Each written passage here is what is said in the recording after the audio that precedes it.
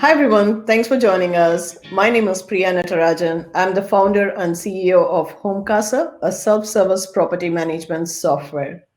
Today we have with us an award-winning realtor at Coldwell Banker Realty, and she's going to talk to us about the things that we need to keep in mind when buying and selling properties. Rini Sen Gupta is the top producing realtor at Coldwell Banker Realty in Palo Alto, California. Rini has been featured in the list of top 1,000 agents all across the US and was recognized as the top 1% of Coldwell Banker Agents International President's Premier. She's a member of the National, California, and district level Realtor Associations, NAR, CAR, and SILVAR. With an undergrad degree in economics and an MS in mass communications, Rini has the right blend of data analysis and communication skills to explain the market movements to her clients. Thank you for joining us, Rini. It's nice to have you here. Thank you, Priya. After reading all your accomplishments, my mouth is almost hurting. You're so well accomplished. That's pretty neat. Thank you.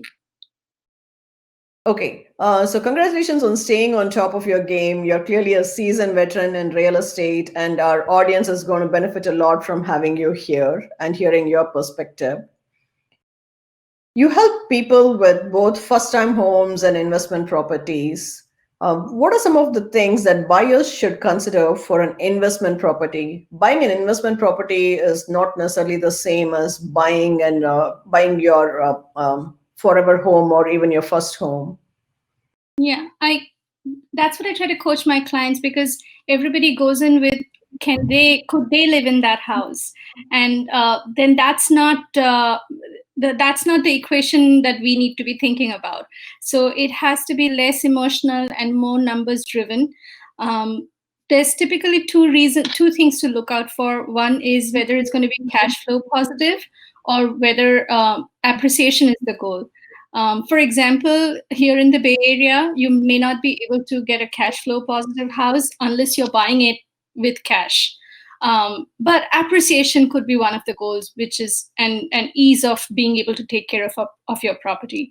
If you're buying somewhere else where cash flow is a possibility, you may not be living close to the property and you may have to hire somebody to take care of the maintenance and things like that.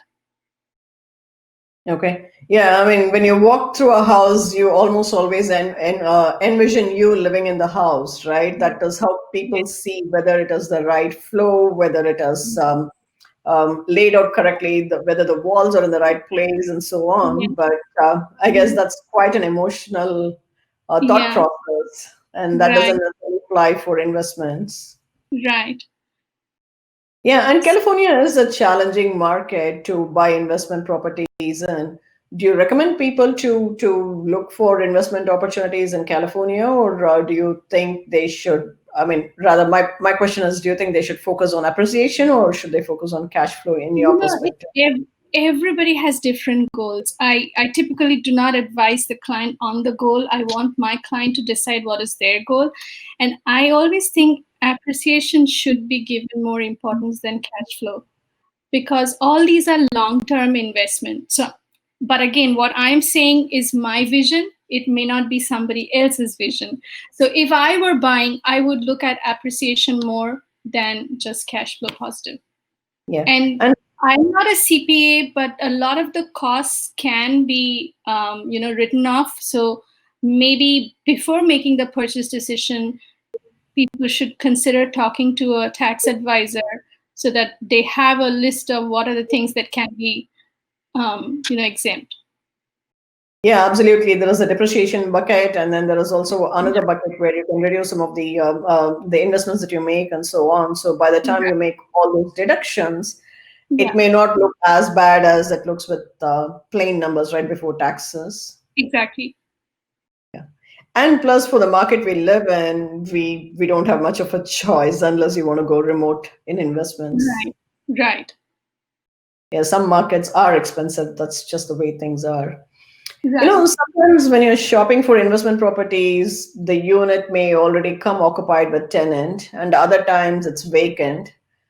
So do you have a preference of one over the other? Is it a good thing when or a bad thing to have a tenant occupied unit?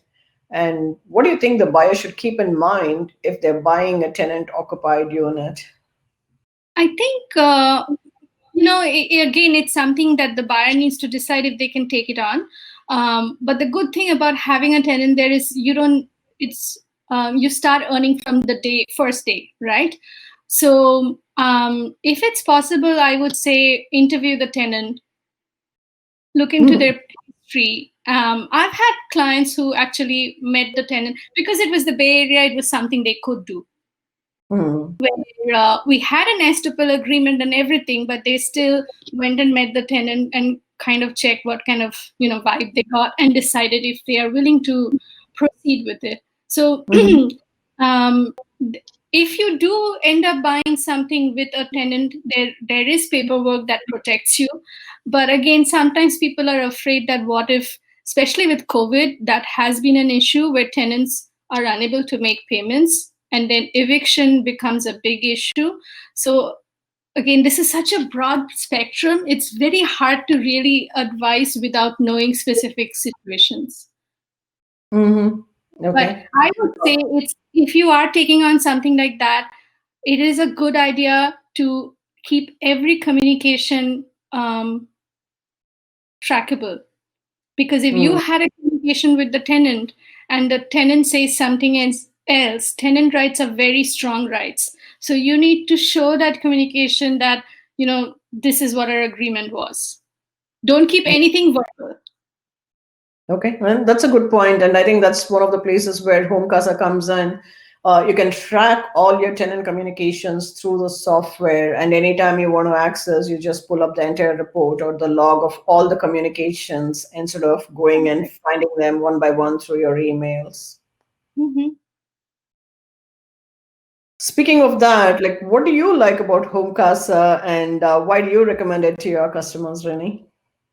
I work with so many people and everybody tries to be as organized as they can. But I would say 80 to 90% of the people do not have their invoices, do not have things trackable. Um, I think I was one of the few, I represented myself when I was selling my house, but I would say I was one of the few people who had every invoice, in a box so that we could scan everything and put it in the disclosures. But most of my clients haven't done that. So if you are giving people that opportunity that, okay, you bought a new appliance. Even for example, I remember sometimes washers or dryers have a recall.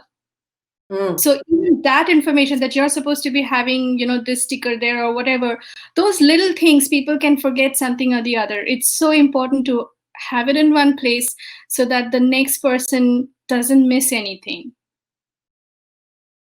Yeah, And that's yeah, and especially for people who are having, say, multiple houses, like their own house and maybe multiple investment properties. How are they going to keep track of things?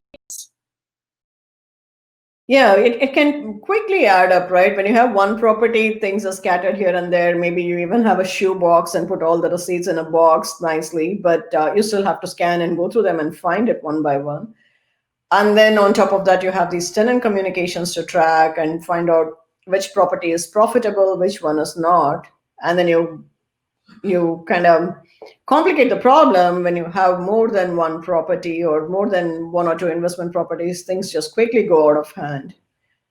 So it's important to stay on top of it. You don't necessarily have to organize things every day, but just do it as you go and simplify your life so you don't have to spend hours later. Like one of our friends spends about 1 week's of effort, 1 week of effort, or 1.5 weeks worth of effort every year before tax season. That's full time to figure out what is happening with all their properties, and that's a lot of wasted time. Yeah. Well, this is quite interesting. It was interesting. You also said that you represented yourself as the seller. I'm sure you were an ideal client. Yeah, I, I would think so. I would like to think so. But I did make my realtor work very hard. hope you got a great realtor too. I did, but I couldn't write her a review. Too bad. That's funny. Well, clearly you're a veteran. You have a lot of experience in buying and selling, and you have been in the industry for a long time. I'm sure many of our audience would benefit from your skills. So, how can they reach out to you, and where can they find you? Which areas and markets do you serve, and how should they contact you if they are in need of a property or need of a transaction? I always tell people that I'm happy to go to the moon if my client wants me to. But other than the moon, I serve all the way from South Bay to the peninsula to East Bay. And this kind of perspective helps my clients because if they have a certain budget and they're thinking of a certain area, I can give them feedback whether they should be, for example, buying a townhouse in that area or look into some other place where they can get a single family which may have better long-term appreciation. You can look me up on Zillow or www.rinirealtor.com or call me at 408-836-2383. My BRE number is 01896566. Thank you. RiniRealtor.com. That's really easy to remember, and it's a Yes. neat website. Thank you so Thank much for all your insights, Rini. I'm sure our audience have learned a lot from this. I have learned a lot. Thanks for sharing all your valuable experience with us. Thank you. Thank you, Priya. Good luck to everybody at HomeKasa. Thank you. That's very nice. Bye.